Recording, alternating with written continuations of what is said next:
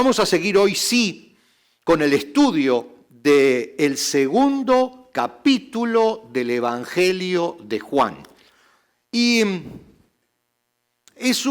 hoy va a ser un estudio, les digo, más que un mensaje, va a ser un estudio bíblico, porque nos toca el hecho cuando Jesús llega al templo de Jerusalén y echa fuera a los cambistas y a los mercaderes que estaban allí en el patio a la entrada del templo, e incluso saca todos los animales y da vuelta a la mesa de los cambistas y tira las monedas al suelo. ¿Recuerdan ese hecho en la vida de Jesús? Es un hecho súper especial, súper particular, y vamos a ver por qué. Y vamos a hacer un estudio bíblico lo más profundo que podamos en estos minutos que tenemos por delante, pero que tiene una enseñanza, esto que hizo Jesús, sumamente importante para nosotros. Es un hecho que no se predica mucho, porque realmente no se entiende bien, porque nosotros no estamos acostumbrados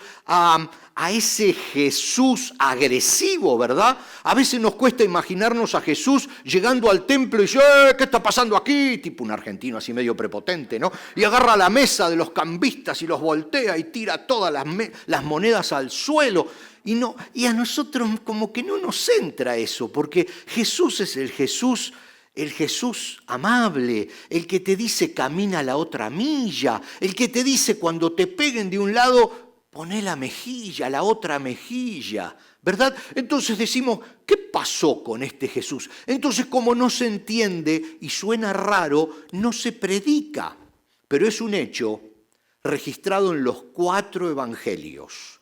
Y que además tiene mucho contexto bíblico. Entonces definitivamente hay algo, definitivamente que en toda la Biblia, en el pasaje que nosotros abramos, desde Génesis hasta Apocalipsis, hay algo que el Señor nos va a decir a través de esa palabra escrita, a través de su Espíritu, hablando a nuestras mentes y a nuestros corazones. Por eso les decía, quizás hoy vamos a hacer algo distinto, al menos distinto a lo que me gusta normalmente hacer, que es enfocarme en un punto y en ese punto desarrollar toda una enseñanza para nosotros. Hoy vamos a ver bastantes puntos y por eso les digo que va a ser casi un estudio bíblico, porque vamos a tratar de entender este hecho tan extraño en todo el Nuevo Testamento, de Jesús haciendo la limpieza ceremonial del templo de Jerusalén. Así que vamos a hacer un repaso de los hechos. Tenemos en pantalla, o les voy a pedir que pongan en pantalla el hecho número 1, que es el evento, el momento cronológico, el momento de los hechos. Este es un tema importante, porque miren este detalle. Los días previos, esto la Biblia nos cuenta, y ahora lo vamos a leer, que este hecho se desenvolvió los días previos a la Semana Santa judía, por supuesto, a la Pascua judía. Y los demás evangelistas, o sea, Lucas, Mateo y Marcos, lo ubican a este hecho cronológicamente al final del ministerio de Jesús, porque es la última semana antes de que Él fuera crucificado. Entonces, tenía que ver esa última semana, y ahora vamos a ver el orden de algunos acontecimientos. Sin embargo, Juan toma este hecho que sucedió de esta limpieza del templo y lo pasa al segundo capítulo de su evangelio. ¿Por qué? Es porque tenía un simbolismo muy importante que va más allá de la simple cronología de los hechos de Jesús. Escapa a la cronología. Todo lo demás es cronológico. A medida que se iba desarrollando, los evangelistas lo iban contando. Este no. Este lo agarra del final y lo pone al principio. Y vamos a leer el pasaje, que lo tenemos en Juan, en el capítulo 2, por supuesto, en los versículos que van del 13 al 17. Ustedes lo tienen allí en la pantalla para poder seguirme. Siempre estamos leyendo de la Nueva Traducción Viviente, por si lo quieren seguir en sus teléfonos, en sus Biblias, en sus laptops. Dice, se acercaba la fecha de la celebración de la Pascua judía. Así que Jesús fue a Jerusalén y vio que en la zona del templo había unos comerciantes que vendían ganado. ovejas y palomas para los sacrificios. Vio a otros que estaban en sus mesas cambiando dinero extranjero. Y Jesús se hizo un látigo con cuerdas y expulsó a todos del templo. Echó las ovejas y el ganado, arrojó por el suelo las monedas de los cambistas y les volteó las mesas. Luego se dirigió a los que vendían palomas y les dijo: saquen todas esas cosas de aquí. Dejen de convertir la casa de mi padre en un mercado. Entonces sus discípulos recordaron la profecía de las Escrituras que dice: el celo por la casa de mi Dios me consumirá. Y otros evangelistas también hicieron este hecho, pero al final, cronológicamente. Y me gustó cómo lo entiende, cómo lo ve Mateo cuando escribe: les dijo Jesús, las Escrituras declaran, mi templo será llamado casa de oración, Mateo 21:13. Mi casa será llamada casa de oración, dice, pero ustedes lo han convertido en una cueva de ladrones. Y Mateo hacía referencias, o dijo que Jesús hace referencias a las palabras dichas por el profeta Jeremías muchísimos años antes. Jeremías 7:11 dice: no reconocen ustedes mismos que este templo, está hablando Dios, no reconocen ustedes mismos que este templo que lleva mi nombre se ha convertido en una cueva de ladrones. Les aseguro que veo todo el mal que ocurre allí. Yo, el Señor, he hablado. Y aquí está cómo Juan ve esta escena, la explica para nosotros y cómo también la ve Mateo. Entonces ahora volvamos un poquitito al 2, a los hechos, al 2, al orden de los hechos, porque esto es importante. Miren, aquí tenemos que, para ubicarnos nosotros en dónde estamos, hacía apenas unos días, 2 o 3 días atrás, Jesús había resucitado a Lázaro. Luego de resucitar a Lázaro, entra en ese burrito famoso a Jerusalén, en lo que la Biblia denomina la entrada triunfal a Jerusalén, una semana antes de su crucifixión. ¿Recuerdan cuando la gente decía: Hosana al que viene en el nombre del Señor? Después de haber entrado a Jerusalén exitosamente, viene este hecho. Se dirige al templo y echa fuera a todos los mercaderes y cambistas. 3 gestos proféticos sumamente importantes. Por eso hay que verlos juntos, en orden, porque estos 3 gestos proféticos de Jesús fueron las 3 gotas que derramaron el vaso que llevó a los líderes judíos a crucificarlo, aunque no era el momento de hacerlo porque estaba la celebración de la Pascua judía. Pero era demasiado lo que estaba sucediendo. Primero, resucita a un muerto, ya eso fue atroz. Luego, una especie de demostración de poder, llegando a Jerusalén y la gente saliendo a recibirlo. Entonces, cada cosa de estas, los líderes judíos veían que perdían el control del pueblo. Y la tercera, cuando entra al templo y saca patada a todos los que estaban negociando para los líderes del templo. Porque estos cambistas y estos vendedores eran empleados de los sacerdotes. Ahora les cuento un poquito la historia. Entonces, es muy importante entender el orden de los hechos, porque de allí se desencadenó la urgencia por la crucifixión. Y era el plan definitivamente de Jesús. Él tenía que morir el día que murió el Cordero Pascual. El día que fue sacrificado en Egipto, ese Cordero, que con la sangre de ese Cordero el pueblo de Israel preso en Egipto manchó los dinteles de la puerta para que los que estuvieran debajo de esa sangre no sufrieran la pena del ángel de la muerte que estaba pasando, matando a todos los primogénitos de la ciudad. Jesús tenía que morir ese día porque Él era el Cordero y la sangre de Él, marcada en la puerta de la casa de los cristianos, iba a marcar la diferencia cuando el ángel de Jehová pase por allí. Hoy la está marcando. Cuando estamos debajo de esa sangre es cuando está la diferencia. Cuando el ángel de la justicia de Dios pasa, nosotros estamos justificados por esa sangre de ese cordero sacrificado que está pintando el dintel de nuestra vida, de nuestra casa. Por eso era tan importante que Jesús muriera ese día, pero ese día no crucificaban a la gente y estos tres hechos fueron los que desencadenaron que la crucifixión se haga ese día. Todo planeado, estructurado. Vamos a hablar del lugar de los hechos rápidamente. El tercero, el lugar de los hechos. Se refiere al templo de Jerusalén. El templo de Jerusalén sufrió muchas modificaciones. Ustedes saben, el primer templo era un tabernáculo, una gran carpa que Moisés construyó por orden de Dios a las laderas del monte Sinaí y los acompañó durante 40 años en el desierto y luego los acompañó algunos años más cuando ya estaban en la tierra prometida, pero David, luego cuando fue rey, quería construir un templo de piedra para Dios, pero Dios no permitió que lo construyera David, permitió que lo construyera su hijo Salomón. Salomón construyó un templo fabuloso, 960 a.C., más o menos. Luego Nabucodonosor atacó Jerusalén y lo destruyó, ese templo. Lo destruyó completamente, no dejó piedra sobre piedra, se robó todo. Unos 960 hasta el 500, más o menos, unos 400 años después, los persas dominan a los babilónicos y entonces el rey Darío le permite a los israelitas que estaban cautivos en Babilonia volver a la tierra de Canaán, a la tierra de ellos. Y ahí aparece Nehemías, y aparece Esdras, y aparece Zorobabel, que era el gobernador. Entonces llega Zorobabel y reconstruye el templo, el segundo templo.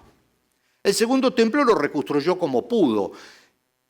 Como 400 años después, o sea, 100 años antes de Cristo, llega el rey Herodes, y el rey Herodes, ya romano, le hace un upgrade al templo. Entonces sí, allí el templo pasa a tener todo el espacio y las comodidades para ser el gran templo de Jerusalén al que nos estamos refiriendo hoy. Pero no importa lo edilicio aquí, que en otro momento es importante, pero aquí no es importante lo edilicio. Lo importante es que el pueblo de Israel no tenía comisaría. ¿Ustedes alguna vez escucharon hablar de la comisaría del pueblo de Israel? Era el templo. ¿Ustedes alguna vez escucharon hablar del palacio de justicia de Israel? Era el templo. ¿Ustedes alguna vez escucharon hablar de la casa de gobierno de Israel? No, era el templo. Todo era el templo. Entonces el templo era la justicia, el templo era el gobierno, el templo era la comisaría, el templo era la iglesia, y eso es un cóctel explosivo, hermanos. Explosivo. La política se metió dentro y empezó a formar parte de la estructura religiosa de Israel. Esto es bien grave. Era un lugar donde se ostentaban riquezas nada más, y fíjense que Jesús lo describe perfectamente. No va a estar en pantalla, pero escuchen esto. Lucas 18:11, dice Jesús, relatando una historia, dice: el fariseo de pie, apartado de los demás, allí en el templo. Lucas 18:11 dice: el fariseo de pie, apartado de los demás, hizo la siguiente oración: te agradezco, Dios, que no soy como otros tramposos, pecadores y adúlteros. Los fariseos hablaban así, por eso.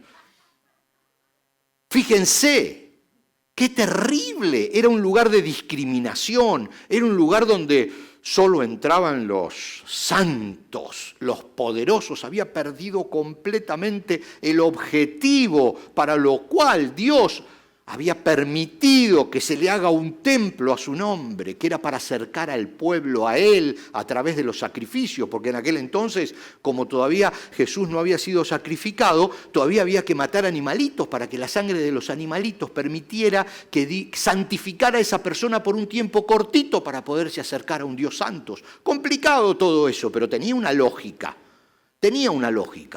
Vamos a hablar ahora de los personajes. Quiero ir rápido porque no quiero distraerme en todas estas cosas, pero los personajes secundarios de esta historia que leímos. Los personajes secundarios son, por supuesto, los vendedores de animal. Había varios personajes, y qué personajes, pero bueno, vamos a identificar 2 o 3 nada más. Los vendedores de animales vivos. ¿Por qué? Porque los judíos tenían que comprar sus animales antes de sacrificar. Oh, lógico, no podían sacrificar un animal de otro, tenía que ser suyo, el animal. Entonces, claro, como en un principio todos los judíos tenían animalitos en sus casas, no había problema, pero como después había judíos que se dedicaban a otra cosa y no a tener animales, empezó un negocio que decía, bueno, yo tengo 10 ovejas, vendo 9 para que otros 9 puedan tener una oveja para ir a sacrificar. Entonces empezaron a existir los que criaban animales para después venderlos en el templo a los que no criaban animales para tener un animalito para entrar y sacrificar. Una estructura se había montado allí. Claro, era un negocio. Entonces ahí los sacerdotes dijeron, ¡epa! Ese negocio es nuestro. Y entonces los vendedores de animales vivos grandes, porque después estaban los vendedores de animales chiquitos. Es larguísima la historia, no puedo meterme en esto, pero la ley medio manoseada por los sacerdotes, había previsto que, claro, cuando una persona no tenía plata para comprar una oveja o una vaca para sacrificarla, sí, no para el asado, solo para sacrificarla, aunque se la comían la vaca, después, pero los sacerdotes se la comían. Entonces, la ley permitía que los pobres pudieran sacrificar palomas. El precio de las palomas se disparó, imagínense, como las criptomonedas, como el Bitcoin, se disparó el valor de la... Entonces los pobres no podían comprar ni palomas para sacrificar. Entonces no podían entrar al templo porque no tenían dinero para pagar la cuota anual que había que pagar al templo, o sea, el impuesto, no podían dar ofrendas, no podían comprar animalitos, entonces no podían entrar. Así había armado toda una cosa ahí. Pero bueno, vamos al punto número 5, el protagonista de los hechos. Alguna vez tenemos que hacer un estudio bíblico de verdad profundo de esto, profundo. Pero miren, el protagonista de los hechos, por supuesto, era Jesús.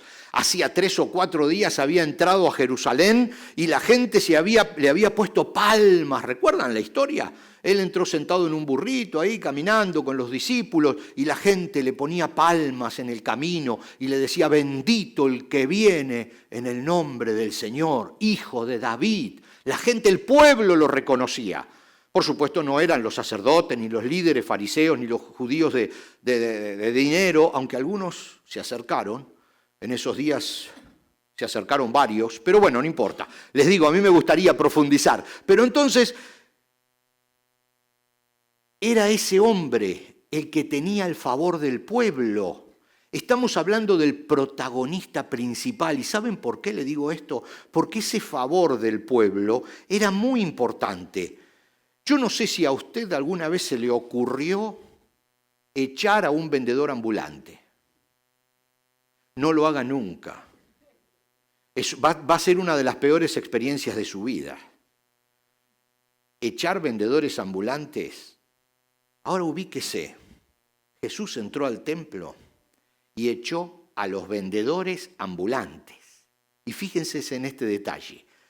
Ni el ejército que estaba cuidando, o sea, la policía, que muchos eran romanos, eran romanos, ni los líderes del templo, ni los vendedores ambulantes se opusieron a que Jesús dé vuelta a la mesa de los cambistas. Jesús era el hombre del momento y nadie se animaba a hacerle frente, porque atrás de Jesús había una nube de gente pobre, el pueblo estaba atrás de Jesús. Y nadie dice, callado la boca, juntaban las moneditas que se debe haber caído, pero nadie decía nada porque era el hombre de autoridad del momento. Por eso es importante ubicarnos. Y allí entonces todo comienza a convertirse en una enseñanza para nosotros hoy. Porque este protagonista comienza a hacer algo que nunca lo habíamos visto hacer. Agresivo, duro.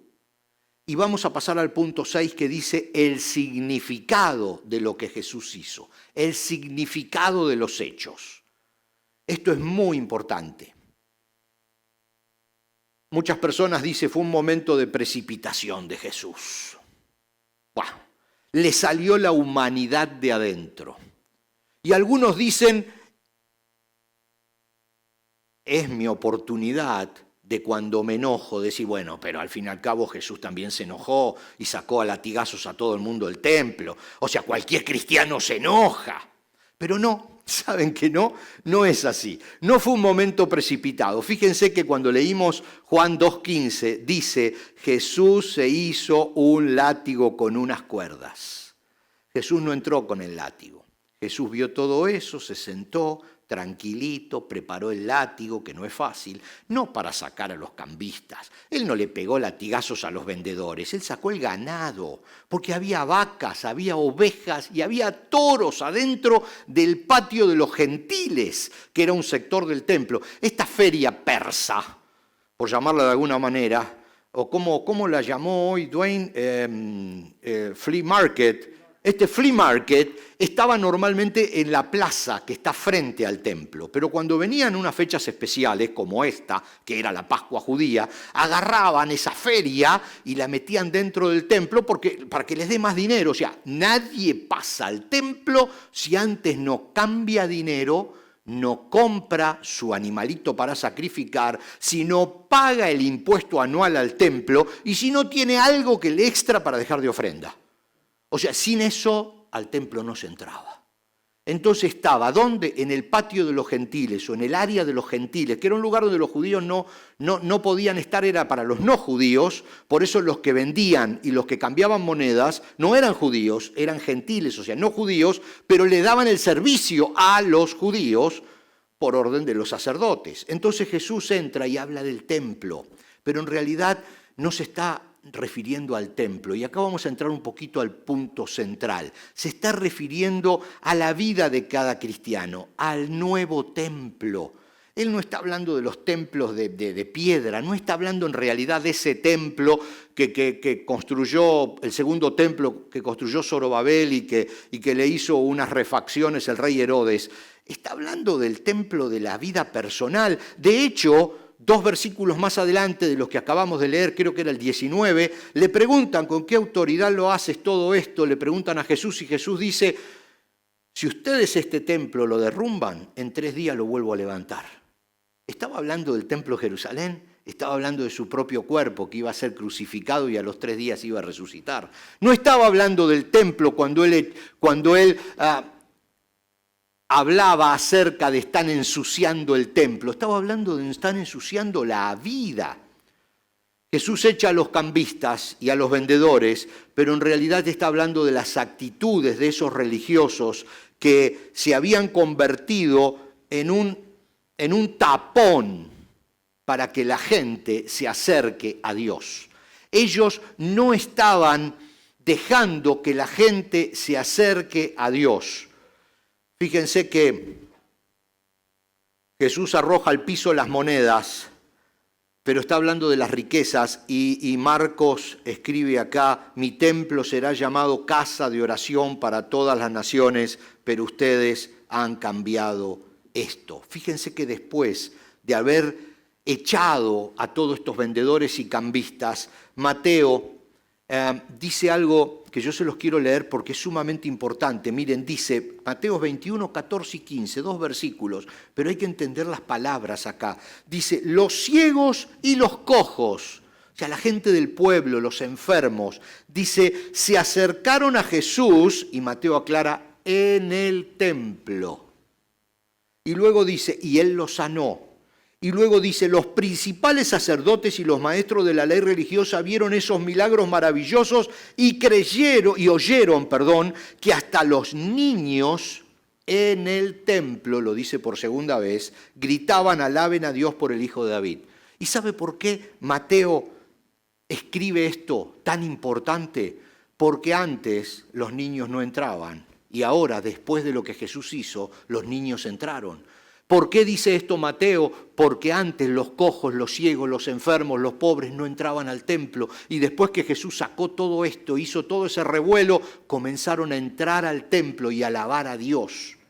La conclusión de los hechos el 7, la conclusión de los hechos, los negocios montados por los sumos sacerdotes habían derivado en ser una traba para que la gente se relacionara con Dios. La letra de la ley era lo que presionaba a esta gente, no los propósitos y significados espirituales de la ley. El mal testimonio de los líderes, de los religiosos de la época, estaban impidiendo que el pueblo se relacionara directamente con Dios. El mal testimonio, ayer y hoy, hace exactamente lo contrario a evangelizar. Fíjense que hay un dicho que dice: si una persona no te demuestra con hechos lo que dice, no es necesario escuchar sus palabras.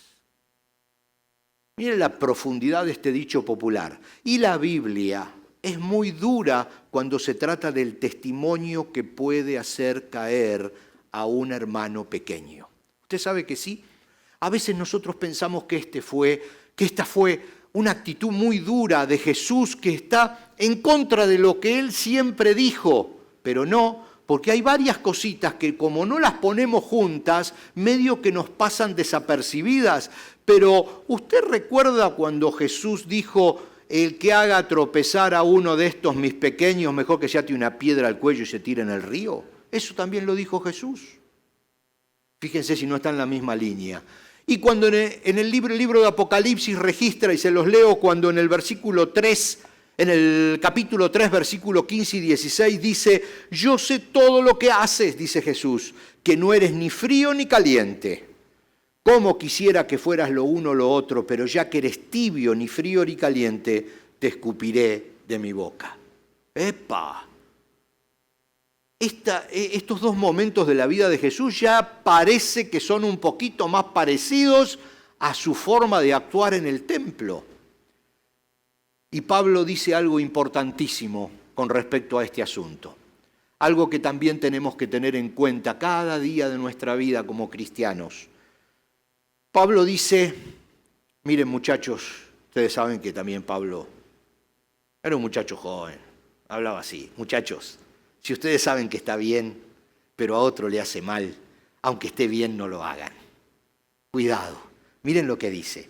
1 Corintios 8:9. Pero ustedes deben tener cuidado de que su libertad no haga tropezar a los que tienen una conciencia más débil. El testimonio que abre o cierra la puerta del templo es fundamental, porque Dios no tiene paciencia con los abusos que lastiman a los más pequeños. A veces es complicado hablar de esto, pero ahora, en vez de seguir insistiendo en esto, vamos a ver el lado bueno. Por eso vamos al hecho número 8, que dice los pasos a seguir para que estos hechos no se repitan, para que no tenga que entrar a voltear las mesas dentro de nuestras vidas, que son el templo hoy. Mateo capítulo 5 dice, versículos 13 y 16, ustedes son la sal de la tierra, pero ¿para qué sirve la sal si ha perdido su sabor? ¿Pueden lograr que vuelva a ser salada?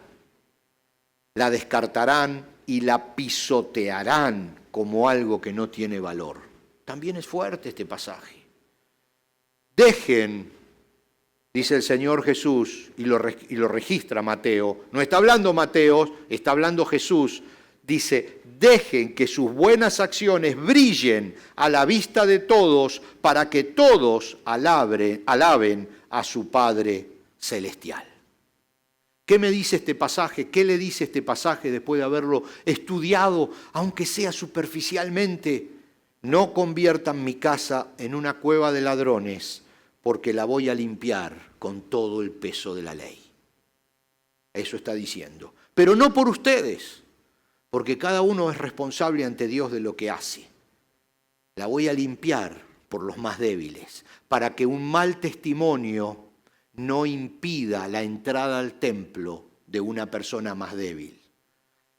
que este pasaje nos invite a recapacitar, ver a nuestro alrededor y ser intencionalmente responsable de nuestros actos, sabiendo que hay mucha gente alrededor que nos está mirando, que somos el templo y que a veces nuestros actos, nuestra forma de ser en casa, nuestra forma de ser en el trabajo, nuestra forma de conducirnos en la vida, en vez de abrir la puerta del templo a los no cristianos, la está cerrando.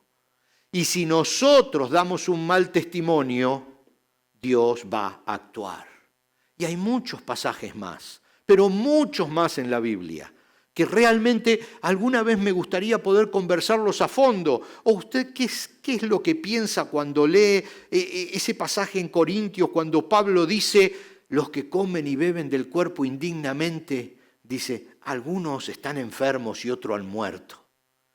No es broma el mal testimonio, porque el mal testimonio de un cristiano dice, yo soy templo, pero estoy cerrando las puertas. Y eso al Señor de verdad que no le gusta. De verdad que no le gusta. Yendo a este pasaje que leímos, dice el Señor Jesús, ustedes son la sal de la tierra. Pero hay dos posibilidades, que hayan dejado de salar, de ser salada, que ya no sean, que sean sal, pero que no salen nada, dice entonces serán descartadas. Y usa una expresión muy fuerte, también otra de las expresiones fuertes de la Biblia, dice serán arrojadas en el piso para ser pisoteadas, porque esa sal que no sirve para salar no sirve para nada, solo sirve para que no rebalen las baldosas de mármol del templo, para eso echaban la sal que no servía, la sal que ya no salaba. Entonces está diciendo, nosotros somos sal del mundo, pero existe la posibilidad de que hayamos dejado de ser salados. Pero también existe la posibilidad que siendo salados hayamos dejado de salar al mundo. Entonces, es complicado esto. Y termina diciendo que las obras de ustedes, termina diciendo el Señor Jesús en el pasaje que leímos antes, dice, dejen que sus buenas acciones brillen a la vista de todos para que todos alaben a su Padre Celestial. Nuestro testimonio tiene que dar honra a Dios. Si no la da, estamos arriesgándonos a que entre el Señor Jesús y voltee las mesas de los cambistas y saque afuera el ganado y limpie el templo. No corramos esos riesgos. Como dice también Jesús en el mismo Apocalipsis, no definiéndonos, ni tibio ni caliente, ni frío ni caliente, ahí ando por el medio, un día soy, un día no soy, un día no soy. Bueno, está bien, eso es tu problema, pero si alguien tropieza al verte por tu testimonio, ahí deja de ser tu problema, ahí empieza a ser problema del Señor y el Señor defiende al más débil. Por eso, estos pasajes yo no sé, a veces es difícil predicarlos, ¿no? Es difícil enseñarlos porque parece que uno está amenazando. ¿Pero por qué? No, ¿por qué? Es que lo dice la Biblia. Tengan cuidado, dice, tengan cuidado, no manoseen el testimonio. Y hoy, ustedes saben, estamos estudiando el libro de Juan. Estamos estudiando versículo por versículo, capítulo por capítulo. ¿Se piensan que yo elegí este tema para tratarlo hoy en el Día de la Madre? ¿Que todos tenemos que estar contentos y aplaudir y alegrar a las mujeres? No, yo no lo elegí, pero está así porque venimos estudiando el Evangelio de Juan. Entonces hoy toca que hablemos del testimonio y hablamos del testimonio. Y hablamos del testimonio. Y yo quiero pedirle a los que nos están acompañando con la música que pasen, por favor, que pasen. Pero también quiero pedirle al pastor Andrés que pase. Porque vamos a hacer una cosa hoy. Si a ustedes les parece bien, a ustedes quisiera pedirles que se pongan de pie, porque yo quisiera que podamos terminar hoy orando. Pero orando por dos cosas. específicas. Y quiero pedirle al pastor Andrés que me ayude para que podamos orar por dos cosas distintas, mientras que nos acompañan con la música y podamos tener este tiempo de reflexión y de oración. Somos sal. Si hemos perdido ese deseo de salir y salar al mundo y ayudar, si no estamos cumpliendo la función de sal, que hoy podamos ver claramente que Dios nos dice, cuidado con lo que están haciendo. Sus obras tienen que ser un ejemplo para la gente que los rodea y que los mira. Hace poco estábamos predicando y yo hablo siempre de esos cartelitos que se ponen en los parachoques de los carros, ¿vio? Que dice, soy de Christ in us. Vamos a hacer nosotros de esos más adelante. Si usted maneja mal, no lo ponga. Si usted se pasa las luces en rojo, no lo ponga. ¿Se da cuenta lo que le digo? Si usted va a poner ese cartelito y va a decir, yo soy cristiano, compórtese como un cristiano. Porque el ticket se lo va a hacer el policía si lo ve. Pero el problema no es el ticket.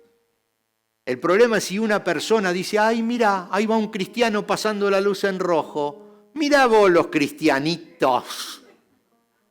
Entonces en ese momento el problema deja de ser de usted y del policía. El problema es de Dios. Y a Dios no le gusta que ensuciemos el testimonio y que otras personas más débiles puedan sufrir por ese mal ejemplo que estamos dando. Por eso, vamos a orar. Momento de reflexión. Cada uno sabe qué está mostrando. Que podamos ser intencionalmente conscientes de nuestros actos. Que prediquemos el Evangelio con nuestra manera de ser. Y después le voy a pedir al pastor Andrés que también ore por si hay alguna persona que no es siquiera sal, que está hoy y dice, no, pero yo nunca hice una oración para aceptar a Cristo en mi corazón. Yo sé que es difícil, no estamos hablando de juegos, estamos hablando de cosas espirituales profundas, pero si quiere hacer esa oración y quiere comprometerse con Cristo, créanme, sí hay que poner un poquito de esfuerzo en ser un buen cristiano, sí, pero Dios te ayuda, por eso es Christ in us. Cristo en nosotros es la diferencia. Nosotros solo no podríamos, pero Cristo en nosotros es la esperanza de gloria. Así que el que no tiene a Cristo en su corazón, el pastor Andrés va a orar para poder recibir al Señor en su corazón. Pero primero yo los invito a que inclinemos nuestros rostros y vamos a orar para que el Señor nos ayude a ser intencionalmente conscientes de nuestros actos. Padre que estás en los cielos, en el nombre de Jesús, queremos darte gracias y queremos rogarte, de verdad, Padre, que nos ayudes a ser conscientes cada cosa que hacemos, que podamos honrar tu nombre. Si alguien nos está viendo, nuestra familia, nuestros amigos, nuestros compañeros de trabajo, y aunque nadie nos esté viendo, aunque estemos solos, que podamos siempre ser conscientes de que en cada cosa, en que en cada decisión, en que en cada palabra podamos honrar tu nombre. Que podamos predicar el Evangelio con nuestras actitudes y tener sumo cuidado de no cerrar las puertas del templo para las personas que necesitan entrar.